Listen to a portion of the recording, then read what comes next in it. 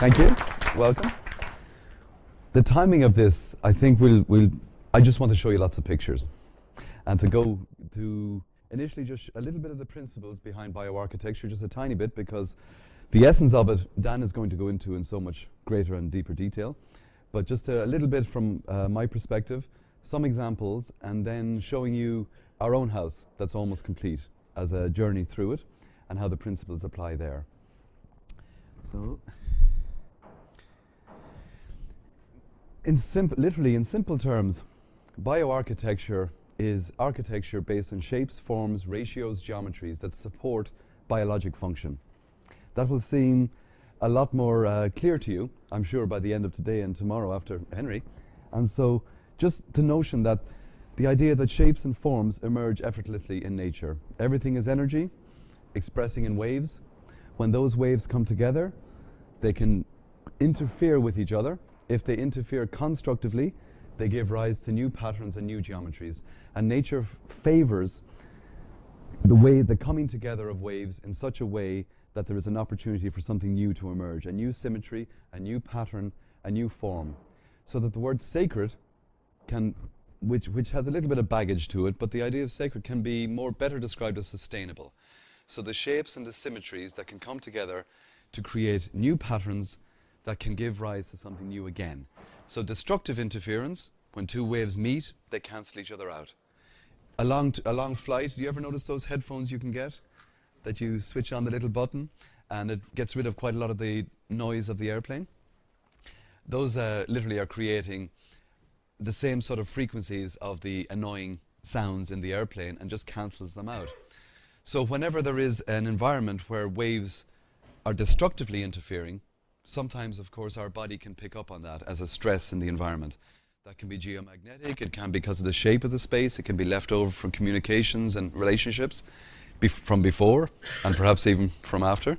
So literally, we have discovered, that's completely the wrong word, but we have remembered and reminded ourselves that when we work and create physical enclosures based on this geometry, wonderful things happen. And I've been involved in the direct creation of perhaps over 300 of these buildings in the last 10 or 12 years. And the feedback is what allows us to keep the energy rolling. The feedback is just stunning. So initially it wasn't expected, but we were hearing things back. And an extreme example would be in 4 cases, couples who were told medically couldn't have children. Once they began the process of creating these homes, these spaces, they all conceived and gave birth to a healthy child and subsequent children.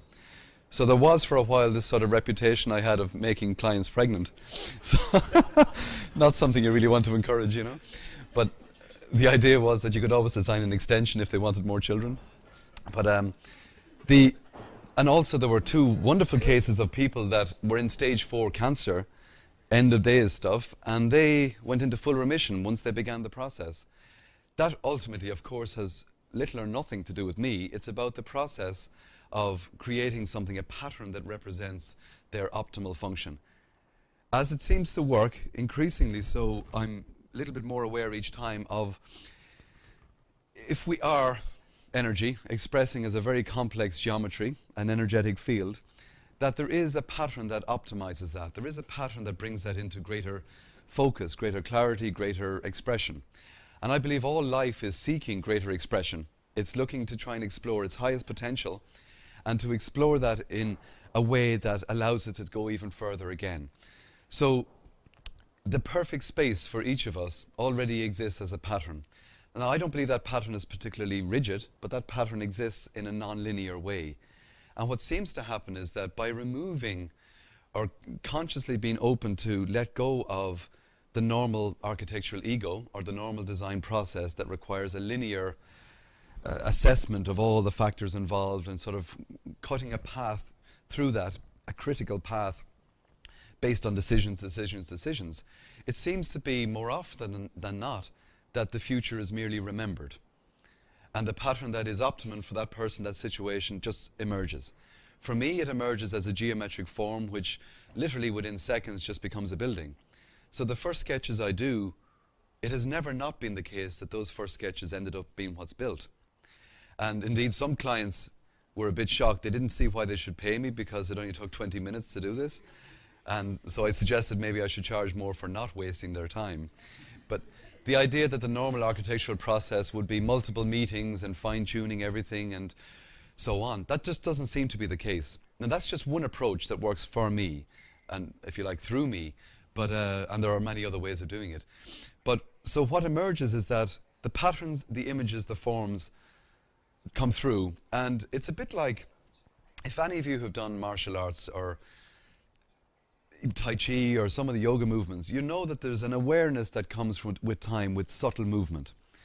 So supposing you're working with somebody, in a Tai Chi world they have a thing called pushing hands.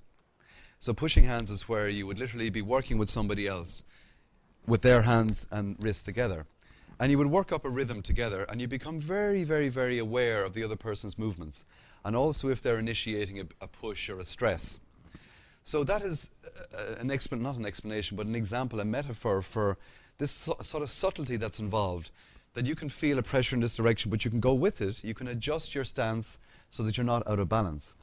So this is sort of what it feels like when an idea is coming through. It's very subtle, but I know enough not to try and grasp it. It's like in the morning when you wake up and there's a dream that was so clear and so intense.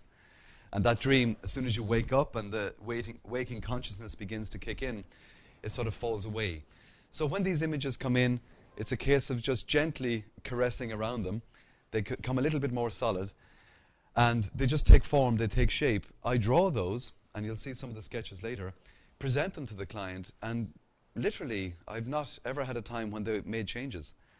And so this is a very streamlined process, which gives me a lot of acknowledgement that this process isn't necessarily hard. It certainly doesn't require 5 to 7 years in architecture school. You know, that, if anything, allows you to practice, but for me it allowed me to see what was not to be done. But I don't want that to sound too cynical. But certainly my desire to head in that direction, whilst in college 20 years ago, was not generally appreciated. It was viewed as being lacking sophistication, because they were looking for the creation of complexity for its own sake, rather than complexity emerging from simplicity. And you know, the fractal nature of it all. I just love these images. They were taken from etchings and paintings and drawings done by a biologist over 100 years ago. He just studied macrobiotic or microbiotic life, and just these amazing patterns. So you can just see in nature how these... I'm sorry? Who was It's Eichner. I'll get it for you. It's a beautiful book. You can buy them. It's called Nature's Patterns or something. But each page is a carpet page of these beautiful images, and these are just a small selection of them. So in essence, we see the same patterns, ratios, symmetries, forms expressing at every stage. It's good because you can see them in plants and so on. It's hard to see them at the subatomic level, but certainly the same ratios. And I think you might be mentioning this later with the fractal Planck Constant times golden ratio and so on. But the golden ratio is God's telephone number. It's a pattern, it's a ratio that we see at every level. And when the pioneering work of Dan and others looking at, those of you interested in physics, the Planck Constant, it's making reference to a fundamental unit of time and space. And when you multiply that by the powers of phi, you get dimensions in time and space that are the fundamental patterns we see in the atomic table or in atomic reactions. And it's quite remarkable because you extend that up into a planetary level. You see these at work in the orbits of the planets and both the periods and the distances.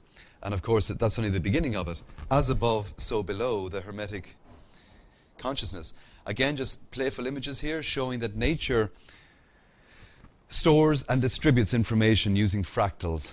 Now, fractals, probably everyone here knows exactly what a fractal is, but just simply, it's the name given to an algorithm or a set of mathematical steps, in this case where the same shape emerges at every scale. So a simple one would be, an algorithm that would be fractal would be the distance from me to the yardsticks there. If you merely halve the distance, and that's the only thing, so you do that once, you halve the distance, but then you take that answer and you reinsert it back into the original equation, halve the remaining distance. Take the answer, reinsert it again, halve the remaining distance. That's a simple example of a fractal pattern. And if you were to display that as a computer program, you would see these beautiful patterns emerging when you zoom